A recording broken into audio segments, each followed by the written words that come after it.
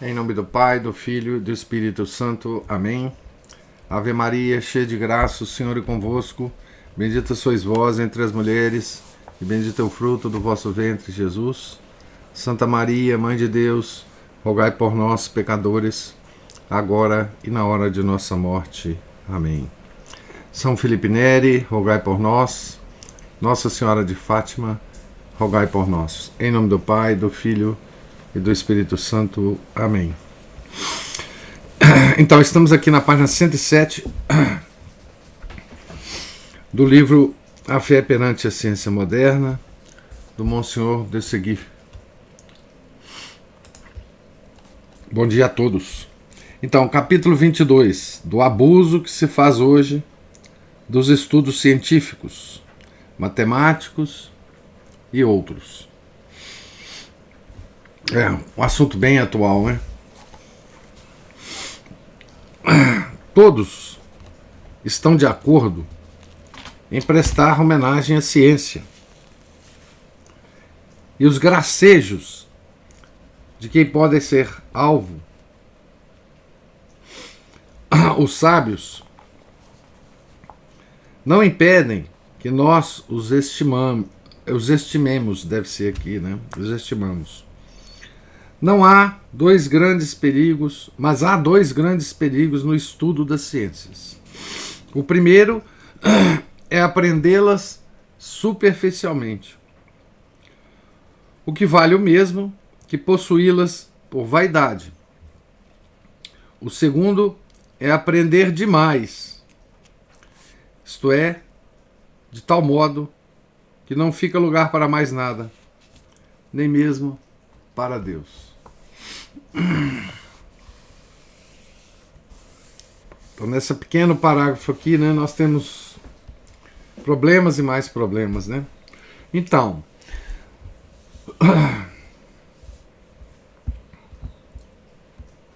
aprender superficialmente as ciências, né? Significa ter digamos assim, uma pintura, uma casca de conhecimentos bem fininha sobre ciência e sentir aquele impulso de pontificar sobre ciência, né? O cara não entende muito bem e sai dando palpite, né? Isso ocorre muito frequentemente num nível geral, porque hoje a formação do cientista é muito rala, né? É muito superficial. Mesmo no campo em que ele está se formando, né? Hoje existe na formação científica uma estrutura universitária de formação que não sei se não dá tempo para o futuro cientista, não sei se é esse o problema, mas os alunos não são estimulados a ter uma cultura geral nem na própria área que ele está sendo formado. Não digo cultura geral de história, de filosofia, língua, não, literatura, né? Não é isso. Nem na própria área dele.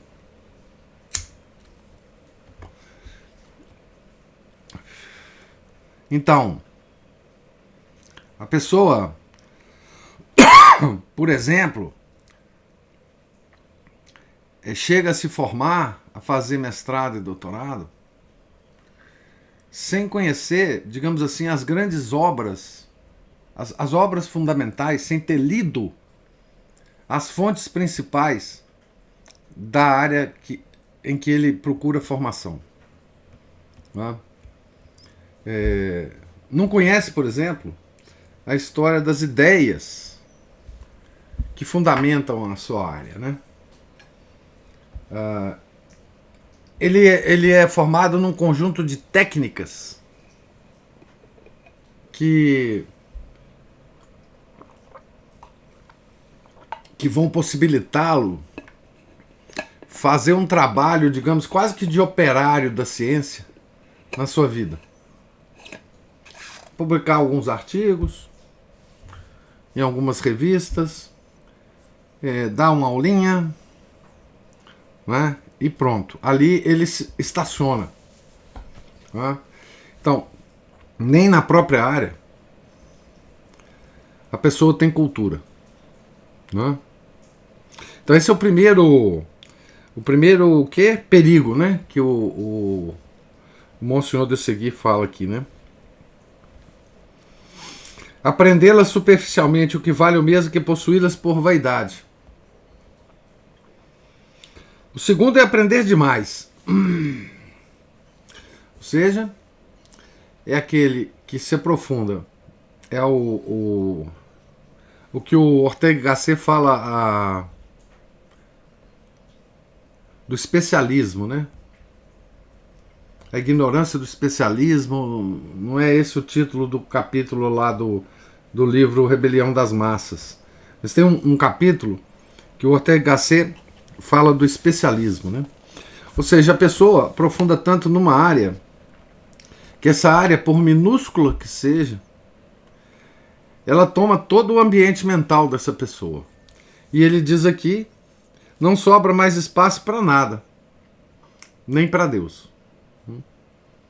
Então ele conforma a mente dele segundo aquela minúscula área da qual ele sabe muito. Não? Então são os dois lados são os dois perigos, né, da formação científica, né? Este duplo abuso está em costume há mais de um século. Veja então. Ele está escrevendo em meados para final do século XIX. E ele fala que já tem mais de um século que isso está acontecendo. Então nós temos hoje, em relação à nossa época, né, uns 3 séculos, né, de formação assim, né? Desde o século XVIII, né? Meados do século XVIII.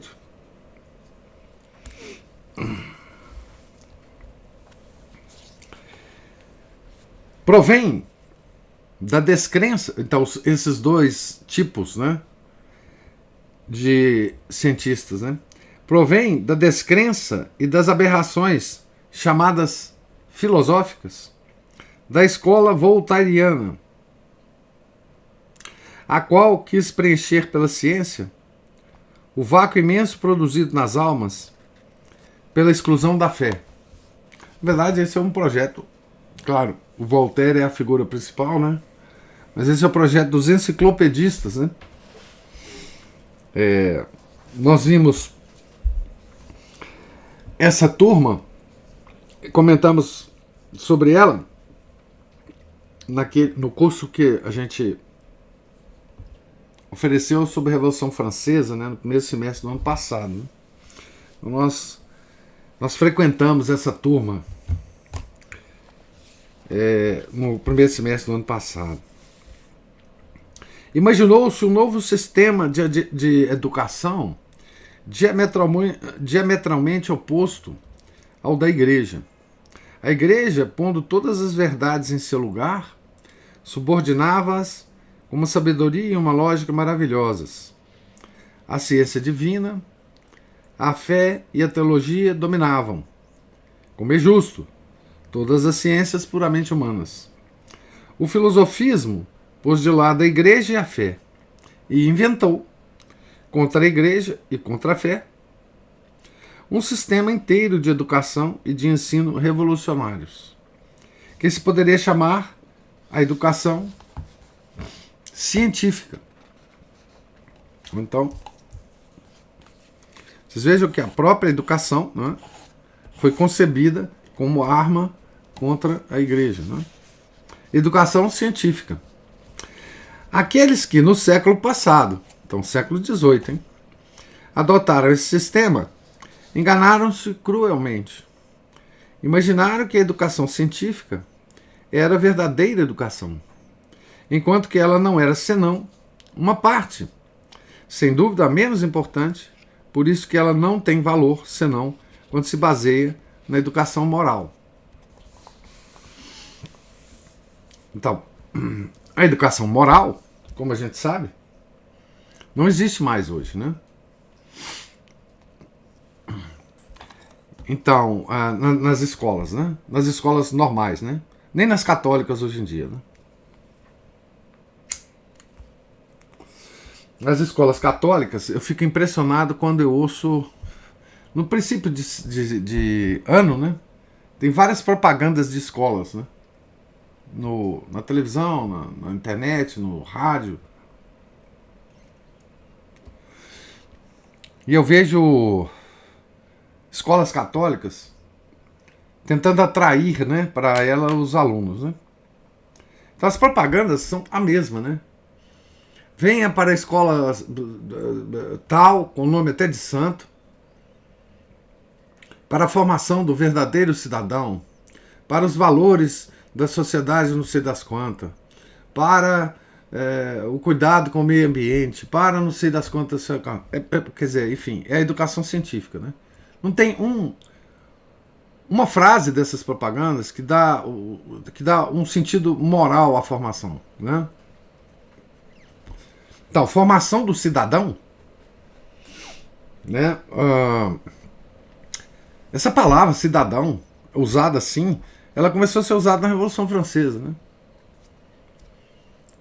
Onde colocaram na nossa cabeça que a sociedade é formada de cidadãos separados, indivíduos, né? Enquanto que até então as pessoas no mundo, elas a concepção da formação da sociedade, a unidade da formação da sociedade era a família e não o cidadão. Então, quando a gente vê esses jargões, né, nas propagandas dos colégios católicos, você vê que aí a coisa já degringolou, né? Voltaram-se todos os espíritos para a ciência e fizeram da moral uma espécie de acepip, um acrescentamento de pura conveniência.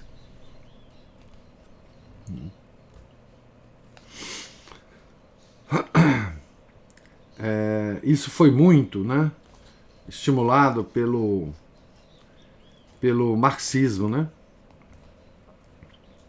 Essa educação científica e anticristã produziu, em menos de 30 anos, as formidáveis ruínas de 89, de 93 e do terror. 89 é 1789, 1793, né? Então ele está falando aqui daquele assunto que nós tratamos exatamente, né? No curso da Revolução Francesa, na primeira parte dele, que foi exatamente a preparação cultural que houve na França para a Revolução Francesa, né?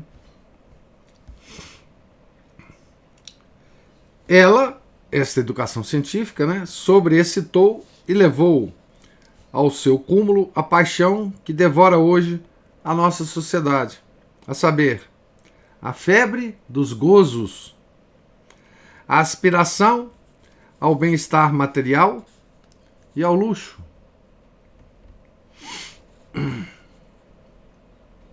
Ela tende a mudar o mundo em um povo de industriais, de operários hábeis em construir máquinas, pontes, caminhos de ferro,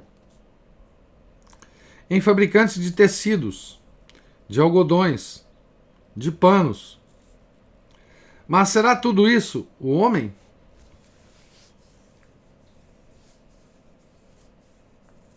Vocês vejam que aqui, nessa lista que o Monsenhor de Segui faz, não entra eletricidade, né? Não entra nada que depois aconteceu com o advento da eletricidade.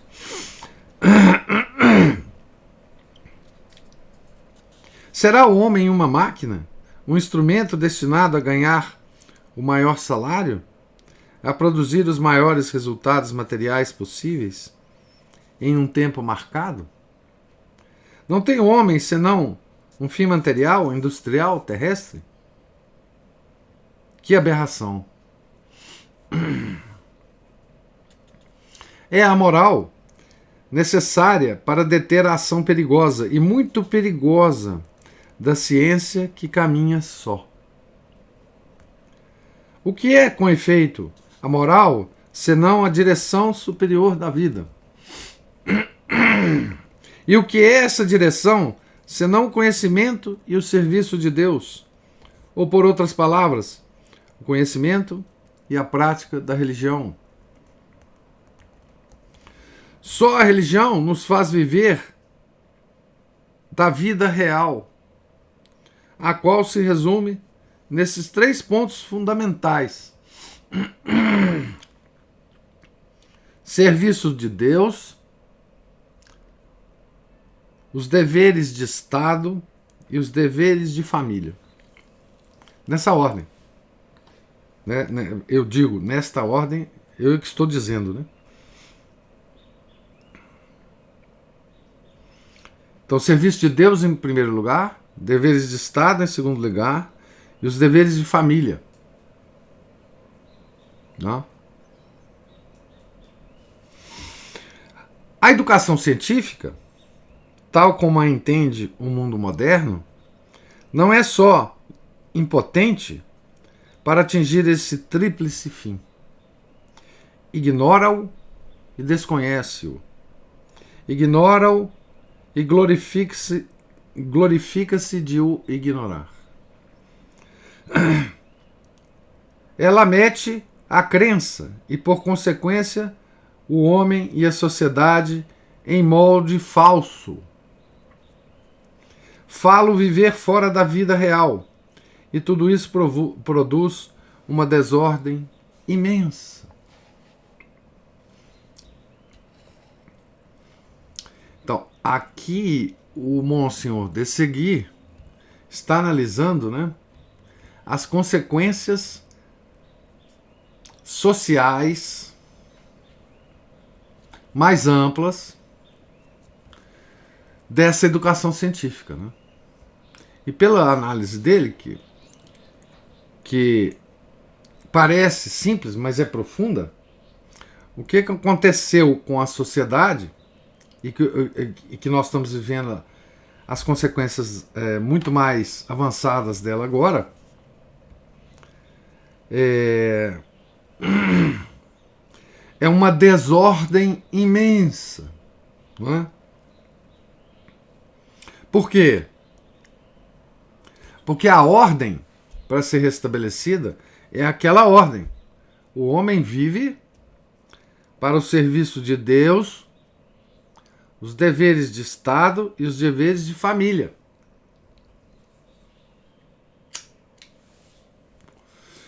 Nessa ordem. E a educação científica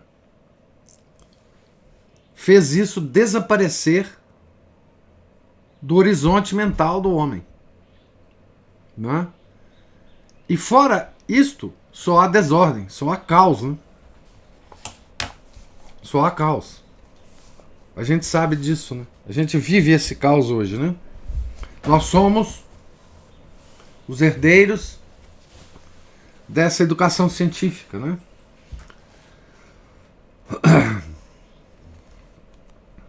Dessa educação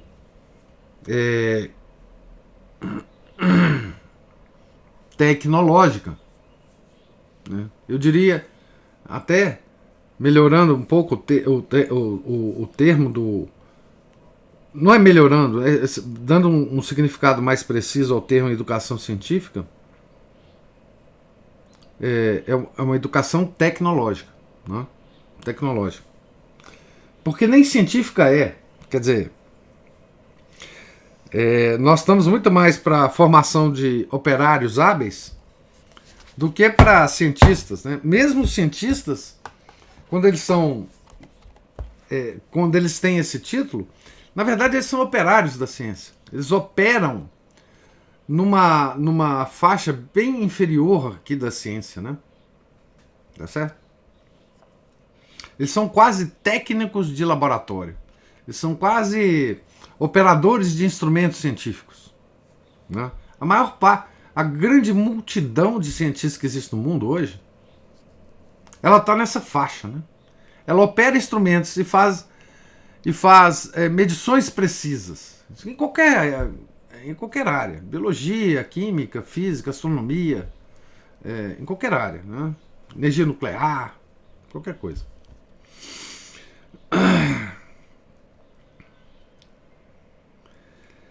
Então, ela ensina, a educação científica, a nossa inteligente mocidade, o que, em rigor, um perfeito homem de bem pode impunemente ignorar.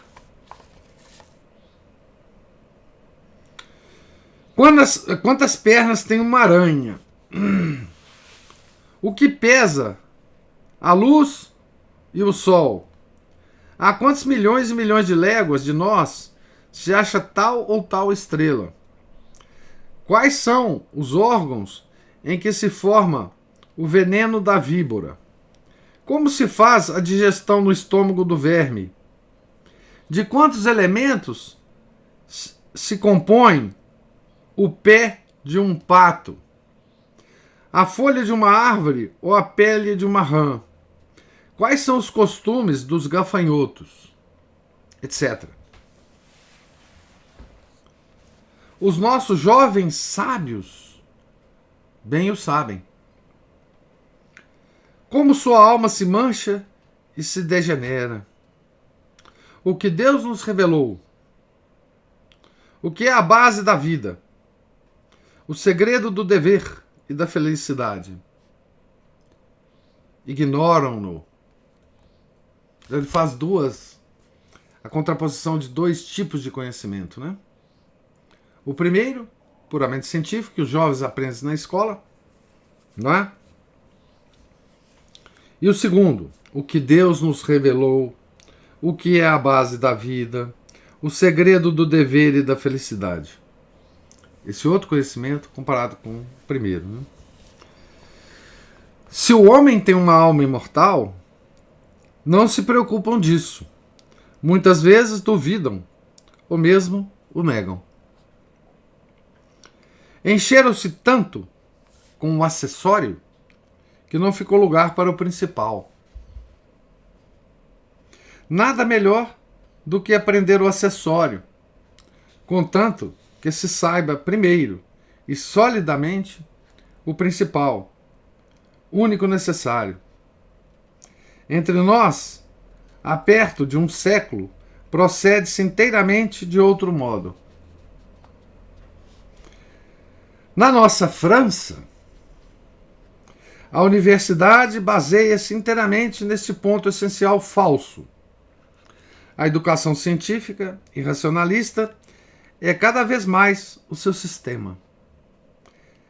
Que ela o queira ou não, a universidade é a inimiga íntima da igreja. Gente, isso aí no século XIX.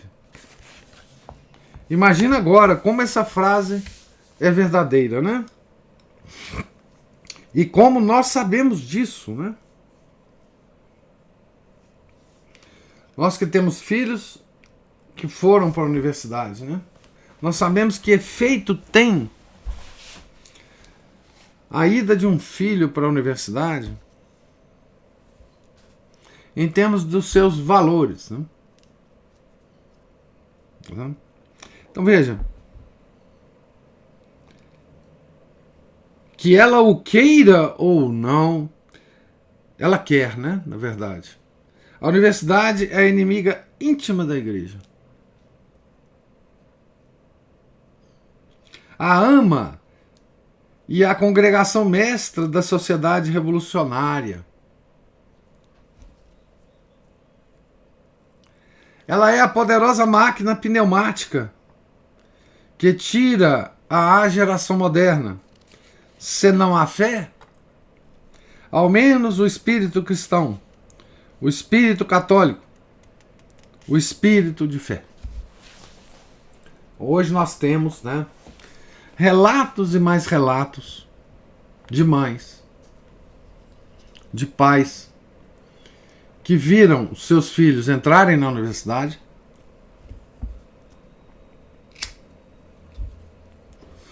e tornarem-se seres desconhecidos para esses pais e mães.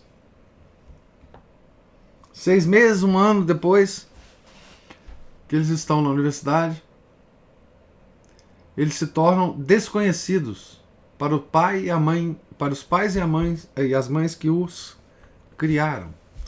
Gente, mas esse não é o meu filho.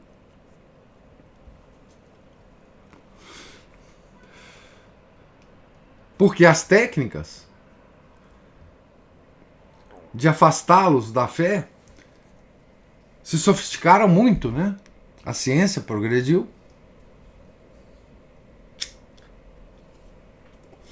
A psicologia progrediu. Não é? As técnicas educacionais de controle, não é, das mentes progrediram, né? E hoje essa transformação do jovem é muito mais rápida, né? Então, hoje há uma preocupação maior do que na minha geração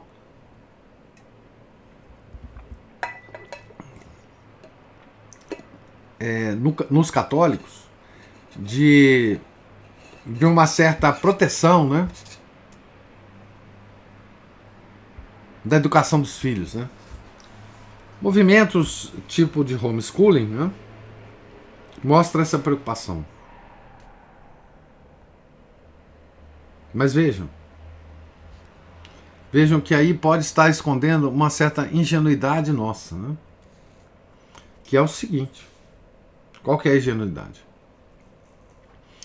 Nós formamos, digamos assim, um excelente jovem, adolescente, através ou de uma escola católica realmente boa, ou de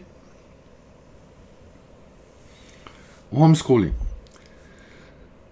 Mas, se essa formação não for absolutamente sólida, quando eles entrarem na universidade, eles se perderão da mesma forma.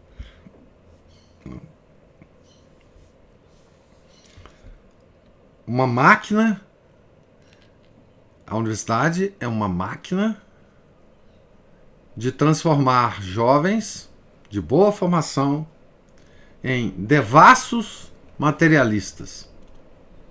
Tá certo? Apesar das virtudes privadas e do saber incontestável de muitos de seus membros, a universidade é, por sua própria essência, o verme roedor da França católica. Ele não está poupando adjetivos aqui, né?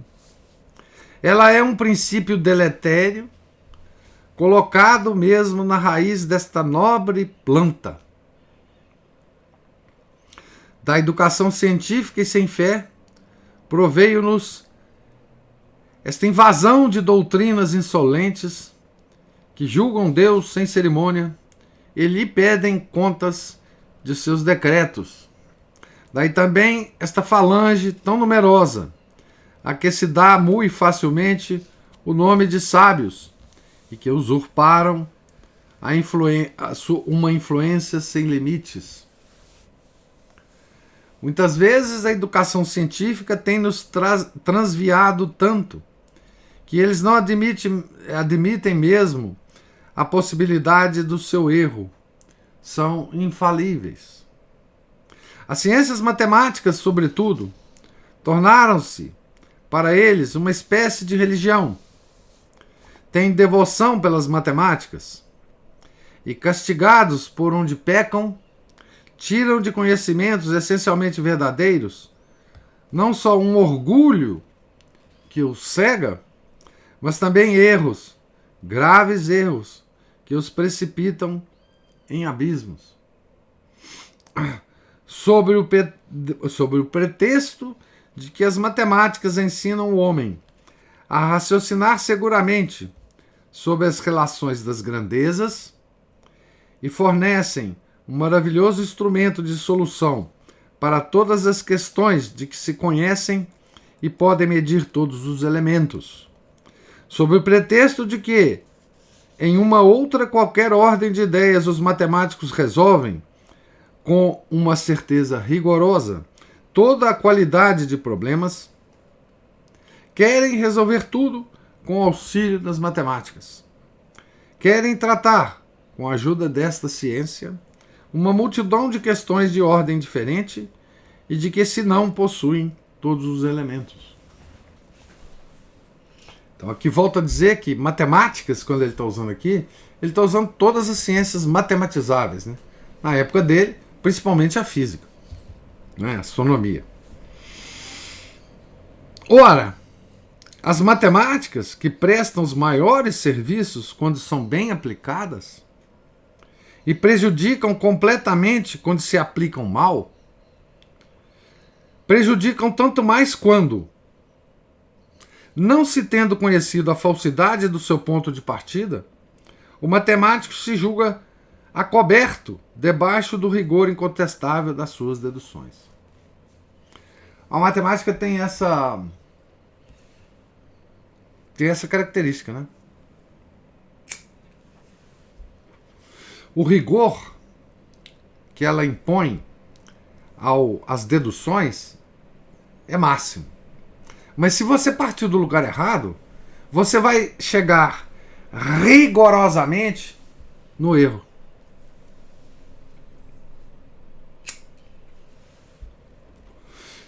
A matemática é um instrumento para você caminhar, mas não para escolher o caminho.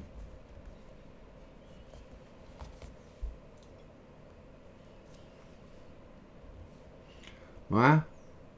É como o silogismo, né? Se você partir da premissa maior, quer dizer, você pode... O silogismo ele é absolutamente lógico e a conclusão você chega à conclusão criteriosamente. Só que se você partir do lugar errado, sua conclusão não vale nada, né? Então assim,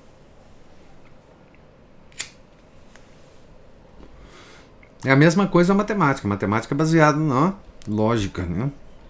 Bom, se você parte do erro, a matemática ela te leva rigorosamente ao erro. É rigoroso mesmo o caminho, né? Então aqui ele fica, né? Aqui ele fala: não se tendo conhecido a falsidade de seu ponto de partida, o matemático se julga acoberto debaixo do rigor incontestável de suas deduções. Faz em matéria de ciências o que faz Rousseau em matéria de teorias sociais.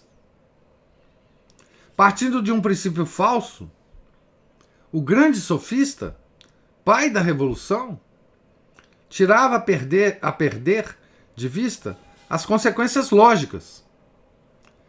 Como conjunto, forma o Evangelho, ou, para melhor dizer, o Alcorão, de que se chama a sociedade moderna.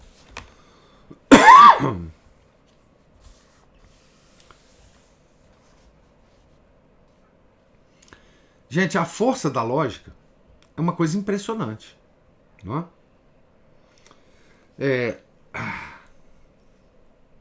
Se você parte de qualquer lugar, não é? De qualquer princípio, e você aplica as técnicas da lógica, você tira conclusões absolutamente incontestáveis. Certo?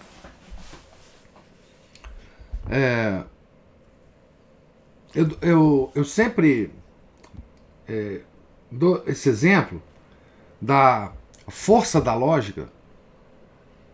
O homem, ele tem uma máquina dentro da cabeça dele, faz parte da sua inteligência, da sua razão, né, de tirar consequências lógicas.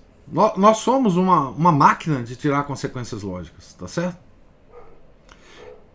E o perigo da gente partir de princípios errados e considerá-los certos é que essa máquina, ela é usada por nós para chegar às conclusões. Não tem jeito da gente evitar isso. Tá certo? É inevitável isso no homem. O homem não consegue parar essa máquina. Porque é essa máquina que nos ajuda a compreender a realidade e tudo que Deus quer que a gente compreenda. Não é?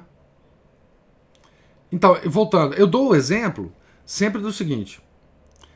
Quando a gente está discutindo a crise da igreja, né, eu digo para você sempre o seguinte. Gente, tudo que está acontecendo agora, que nos escandaliza, é consequência lógica de onde se partiu, que é o Concílio Vaticano II. Então, quando a gente entende, né, que quando você parte de um princípio e a lógica te ajuda a atualizar todas aquelas coisas que estavam em potência no seu princípio, não é? A gente passa não a não nos escandalizarmos, porque é sempre um escândalo, mas a compreender, pelo menos, de onde que está saindo isso. Não é? Então, é a mesma coisa com todas as áreas. Não é? Então, ele cita Rousseau e as teorias sociais do Rousseau. Elas são absolutamente lógicas. Partindo dos princípios que Rousseau partiu, não há como não chegar nas conclusões que Rousseau chegou.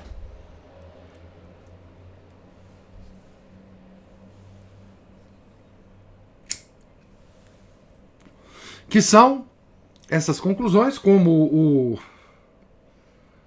Monsenhor desse aqui fala, o Alcorão, né, do que se chama a sociedade moderna. Foi o que fizeram também, e com mais brilho, os Saint-Simonianos, de Saint-Simon, né, e os Fourieristas, de Fourier, e tantos outros ideólogos, ao mesmo tempo muito sábios e muito absurdos, entre os quais se via um grande número de distintos matemáticos.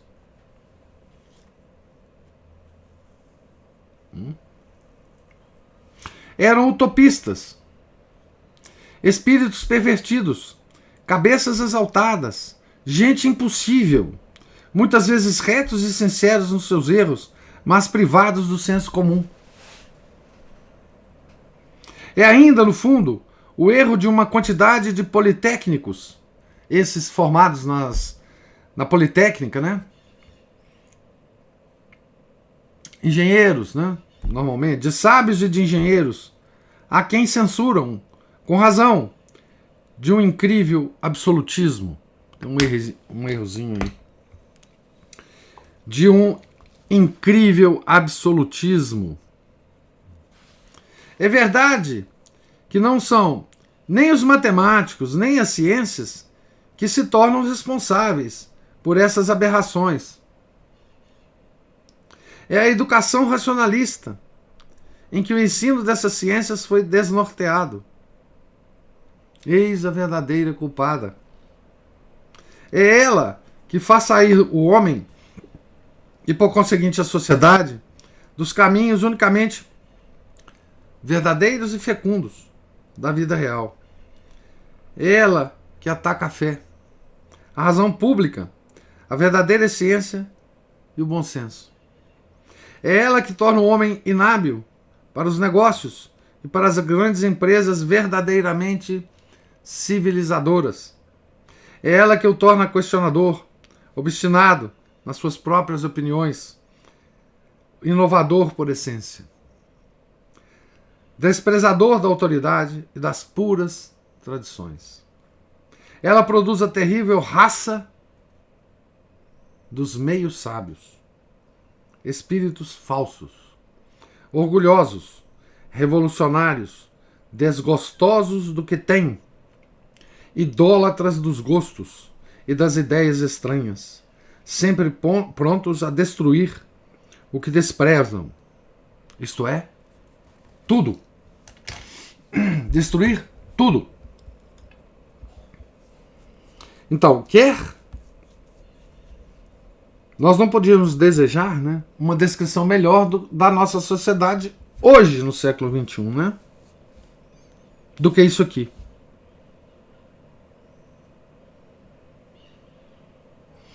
É ela que faz sair o homem, e por conseguinte a sociedade, dos caminhos unicamente verdadeiros e fecundos da vida real. É ela quem? A educação científica, né? É ela que ataca a fé, a razão pública, a verdadeira ciência e o bom senso. É ela que torna o homem inábil para os negócios e para as grandes empresas verdadeiramente civilizadoras.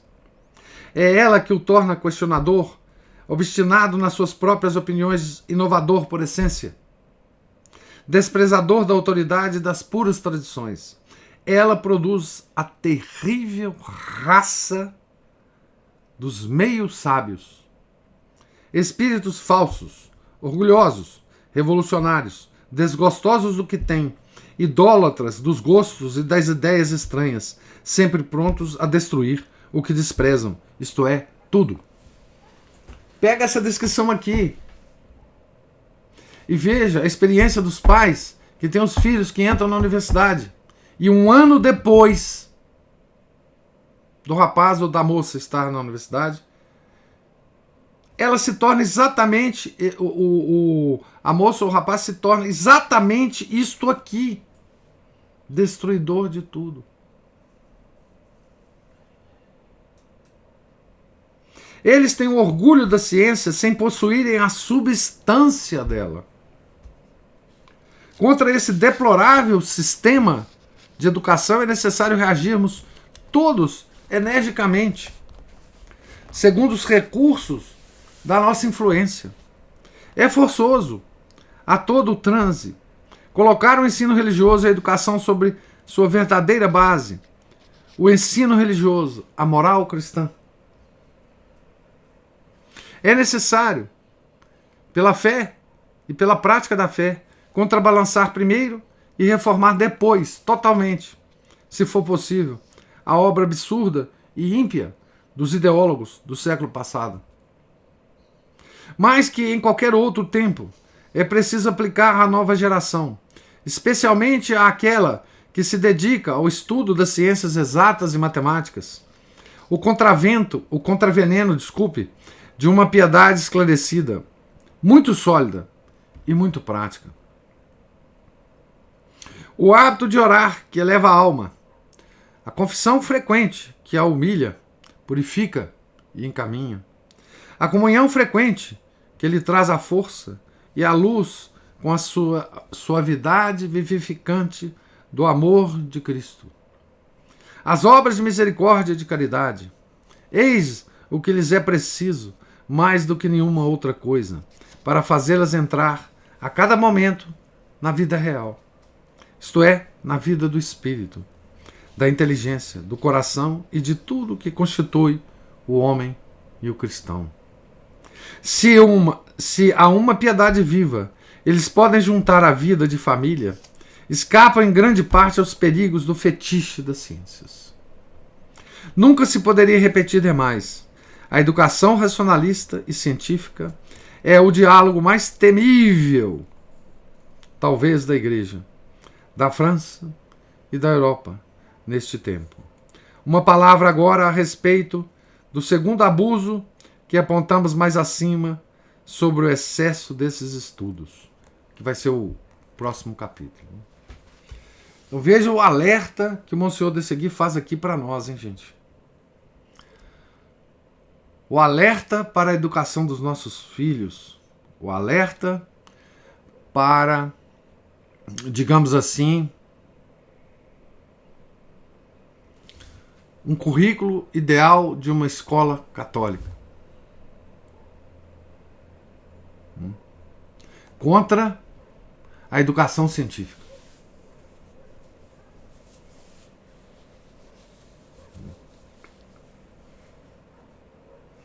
Esse alerta, especialmente importante para nós agora. Agora eu digo no século XXI, né? Em que muitos católicos reagem, né, a essa educação de duas maneiras. Fundando escolas católicas e fazendo homeschooling. Até que ponto, nessas duas frentes, nós não estamos mantendo exatamente uma educação científica? Nós não estamos alimentando nessas duas frentes meritórias de reação contra os nossos inimigos?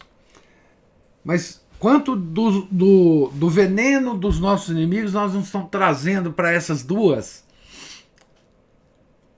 para esses dois empreendimentos?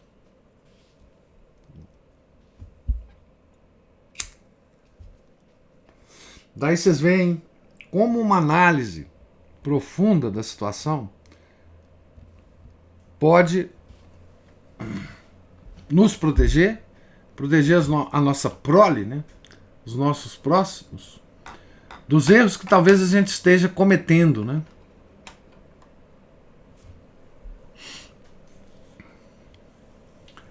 Mesmo na nossa reação heróica a esses tempos, né? Certo? O último parágrafo desse capítulo, ele coloca o que é fundamental, né, para nos proteger, né? Oração, confissão e comunhão frequente, obras de misericórdia e de caridade. É isso. Isso que há de ser o centro de uma educação católica. Todo o resto, por importante que seja, é resto. Não é? Se der, deu. Se não der, não deu. Né? Então, nós estamos na página 112, paro por aqui. E pergunto a vocês se vocês têm alguma observação, pergunta, comentário. Eu gostaria. Diga lá, Márcio. Bom, o senhor falou o eco aqui, meu telefone. Você falou dos meninos degenerados a partir da universidade, né? Mas a gente percebe, vários deles, que essa degeneração já vem da mais tenra infância hoje em dia. E a gente chega ao ponto de pegar aí uns meninos já de uns 12 anos, já estão completamente degenerados, pervertidos. Inclusive, seja por várias influências, seja da própria escola, desde a jardim de infância, seja de pais que são verdadeiros elementos subversivos dentro da própria casa, influências da mídia, das más companhias, etc. Então, essa educação já tem que começar de baixo, e começando de baixo, um problema que, por exemplo, qualquer catequista, até mesmo de paróquia, percebe é que os primeiros a serem catequizados são os próprios pais. Para eles poderem sensacional, né, guiar as crianças, porque eles simplesmente muitas vezes ensinam coisas erradas, provocam maus comportamentos, justamente porque eles já estão corrompidos, né? Então a gente percebe, vai numa catequese, percebe, ó, esse aqui vai dar muita coisa não, esse aqui já tá com a cabecinha virada. Muitos vão simplesmente, né, para falar que negócio, olha, eu recebi a primeira comunhão, o batismo, o crisma, e no rito tradicional, viu? E de tradicional ali só tem o rito, porque a mentalidade não tem, não. Não tem. Nem católico, nem nada, vamos dizer assim. Né? E aí, bom, gostaria, se o senhor quiser comentar mais alguma coisa sobre isso, mas essa colocação, na verdade, chega na universidade, eles já estão como se aqueles boxeadores estão nocauteados em pé. Mais um golpe e eles desmontam. Então o golpe final vem na universidade. Agora então, senhor. Muito obrigado. Não, perfeito, Márcio. O que aconteceu, né? É que esse movimento, na época do Monsenhor de Seguir, vamos entender a época, né? Para entender o tipo de crítica que ele faz. Na época do Monsenhor de Seguir, o que acontecia na França, mesmo na França pós-revolucionária, porque no período da Revolução as escolas católicas foram fechadas, foram proibidas, enfim, conventos devassados, tudo isso, né? Mas ao longo do século XIX, as coisas foram sendo reconstituídas, mal e mal, né?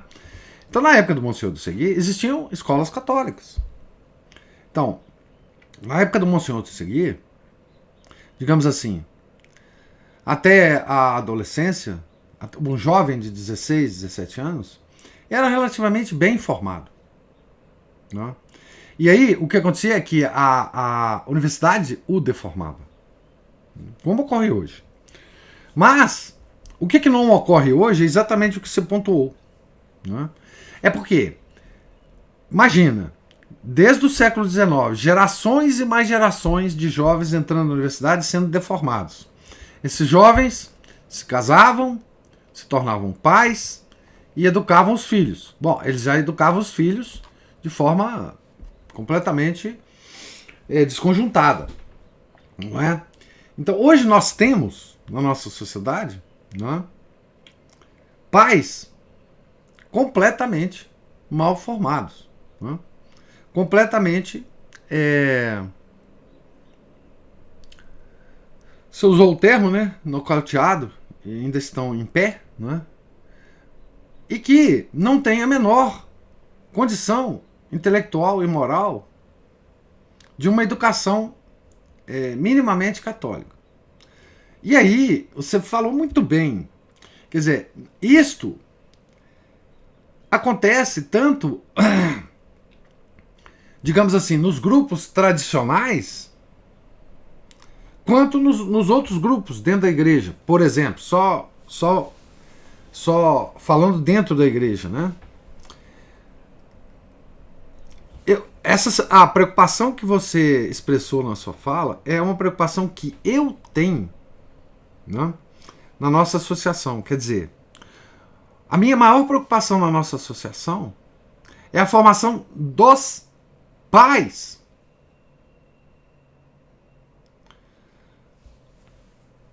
Não é que eu não me preocupo com as crianças da associação. Nossa associação é uma associação de famílias. Integralmente eu preocupo com todo mundo, né? Nós nos preocupamos, né, com todo mundo. Mas aí eu acho que o elemento principal são os pais, porque não adianta você tentar. Quer dizer, não é que não adianta. Adianta até um certo ponto, né? A formação da criança, mas com os pais completamente deformados, né?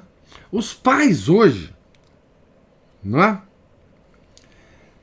participam, eu estou me incluindo nisso, né, da terrível raça dos meios sábios, espíritos falsos, orgulhosos, revolucionários, desgostosos do que têm, idólatras dos gostos e das ideias estranhas, sempre prontos a destruir o que desprezam, isto é, tudo.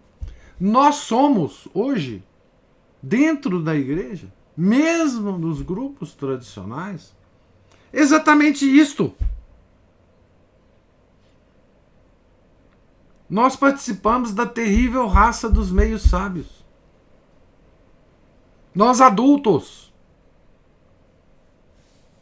Não é? Então, eu imagino, você é catequista, eu imagino o que se percebe, né? Porque eu mesmo nunca trabalhei com jovens, não tenho a menor habilidade disso. Eu sempre fui professor da universidade, né? Mas eu imagino o que se pode, qual que é a amostra que vocês têm, os catequistas, né? Desses meninos que já chegam completamente deformados, né? Já chegam de uma família que não se dedicou a isso que ele fala que é o fundamental: oração, confissão e comunhão frequente, obras de misericórdia e caridade. Ou seja, isto aqui é o que se chama piedade católica. Piedade não é aquela coisa daquela carinha assim, daquele pescocinho viradinho assim. Não é, não. Piedade é uma coisa muito real. É uma coisa dura de se obter. É uma coisa que demanda esforço, né? Então, eu particularmente, pessoalmente, a minha preocupação toda dentro da nossa associação é com os pais. É com a formação dos pais. Né? Não tem habilidade para tratar com os jovens e as crianças. E acho que se nós não conseguirmos, né, fazer com que os pais sejam bem formados, ou comecem a ser bem formados, nós não vamos ter continuidade. Né? A sociedade vai nos... o mundo moderno vai nos vencer. Né?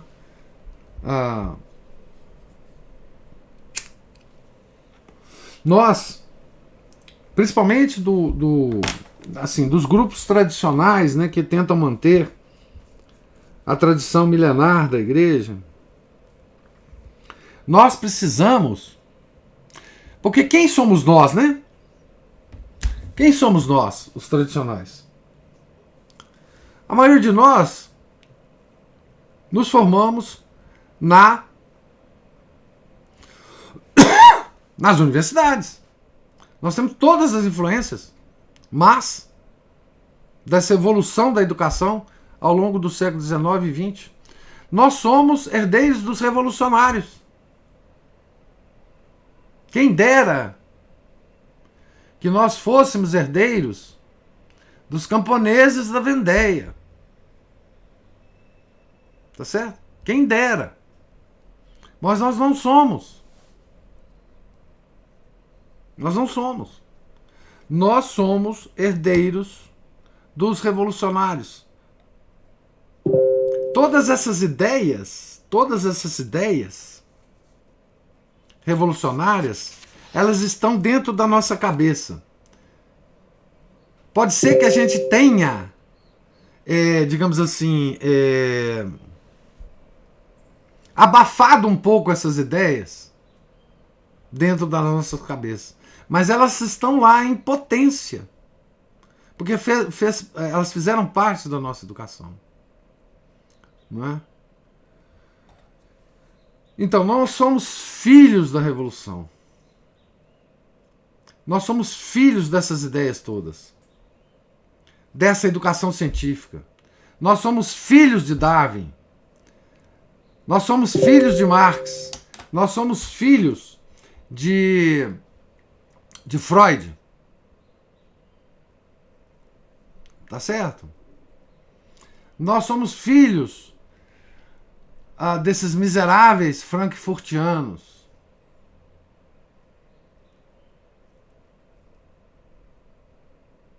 Nós herdamos isso tudo, esse lixo todo. Impossível não considerar isso. Impossível. Eu estou falando nós, dos grupos tradicionais. Tá certo? Então, hoje, a perversão que o Monsieur de Seguí via na universidade, ela está em toda a cadeia educacional. Por quê? Porque todo mundo, todos os educadores que estão em atividade hoje, passaram por essa máquina de moer religião, que é a universidade. Então todos estão... todos são raça de meios sábios, espíritos falsos, orgulhosos, revolucionários. Todos somos. Alguns têm isso em ato, outros têm isso em potência. Mas nós todos somos isso. Não é isso? Infelizmente. Então, a educação de adultos hoje é muito mais importante, né? Temos que refundar o Mobral, né? O Mobral da tradição. Educação de adultos, né? Catecismo de adulto. Aliás, a igreja tinha uma prática tem um nome isso, você deve saber. O catecismo de adulto, ele tem outros nomes. Catecismo da... não sei como é que a igreja chamava isso, não. Mas assim, é um catecismo, claro, no nível dos adultos. Não é um catecismo de criança aplicado para os adultos. Isso não dá resultado. Mas é um catecismo permanente para os nossos adultos, né? Catecismo da resistência, catecismo da permanência, catecismo... tem um nome. Então, assim, isso é fundamental o que você falou. Enfim, perseverança. Tá vendo? É a Ana Paula mesmo. Catecismo da perseverança. Então, assim, isso é uma coisa fundamental hoje. Eu não digo que se você esquecesse os adultos e preocupasse só com as crianças, isso não daria algum resultado. Não é? Mas nós temos que salvar os coitados dos adultos, né? Revolucionários, jovens inclusive, que vão ser pais no futuro. Não é? Nós temos muito contato com jovens universitários que chegam nesses movimentos, nesses grupos tradicionais, que estão completamente despreparados, né? Completamente despreparados, né? Não sabem, né? E mesmo porque, quando vem desses movimentos modernistas, né?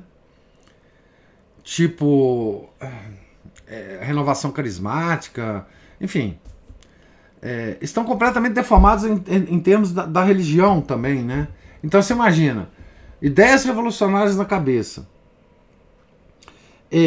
com essa pieguice protestante, essa gosma protestante dos carismáticos, por exemplo.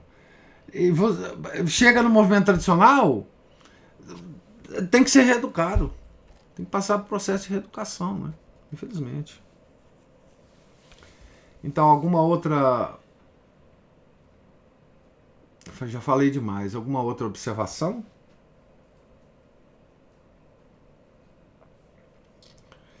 Então, gente, nós acabamos de ler a página 112, né?